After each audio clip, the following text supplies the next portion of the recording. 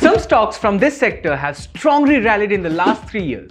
While the BSE Sensex gained 55%, this sector's index gained approximately 200%.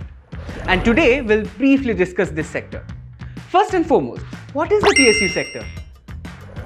To create national wealth, the government is engaged in various sectors. For this, public sector undertakings are established, which operate in finance, coal, infrastructure, oil, power, and banking. The main focus of these PSUs is social welfare. Let's take an example.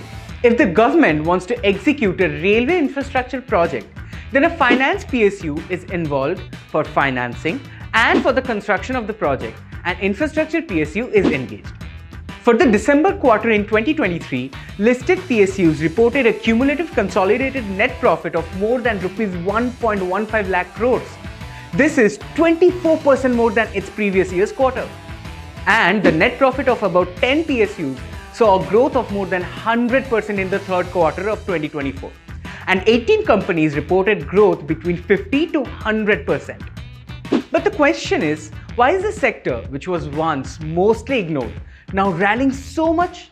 Many analysts believe that government stocks are finally getting their due, whereas some believe that this rally is only based on momentum and compared to actual earnings, the estimates are too optimistic. Well, it is true that some subsectors under PSUs are trading at a higher value than its usual, which means that they are overpriced. But according to Jefferies, the PSU index is still trading at a discount to Nifty. And if the government were to shift its position in the favor of value maximization for these PSUs, it may surpass their average valuation. The PSU sector has improved thanks to improving fundamentals, clean balance sheets, and strong order books and execution. And the earnings outlook for PSU stocks is much better than what it was before the pandemic. Another reason for this rise is the demand-supply disparity. The increasing number of buyers have caused an increase in price. Let's take a look at fundamentals. Overall ROE has improved to 12 to 13% due to recovery in the profitability. There have been large EPS upgrades in many PSUs. Technically speaking, the sector has been unpopular since its 2008 peak. But last year, there was a strong breakout which surpassed the 2008 peak. The stocks which were considered laggards have witnessed strong breakouts. Due to improving fundamentals and turnarounds in companies, this PSU theme might play out for the long term. That was all about this overall sector.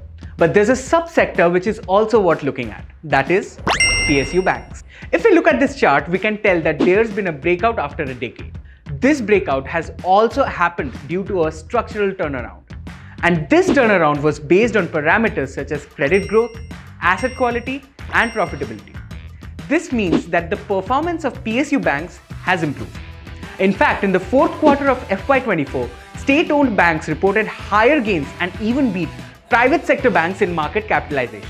PSU banks stand to benefit if recovery of stressed pool and reversal in the interest cycle occurs as expected. PSUs are also expected to benefit from government's long-term projects in railway and infrastructure. Business growth is likely to continue along with improvement in asset quality and return ratios. And as per our research team, PSU banks are well poised to deliver sustained healthy performance ahead. If you see the potential in PSU banks, you could consider investing in a specialized portfolio of PSU bank stocks handpicked by our research team at ICICI Direct. And always remember folks, it's always good to do your own research before making investment decisions.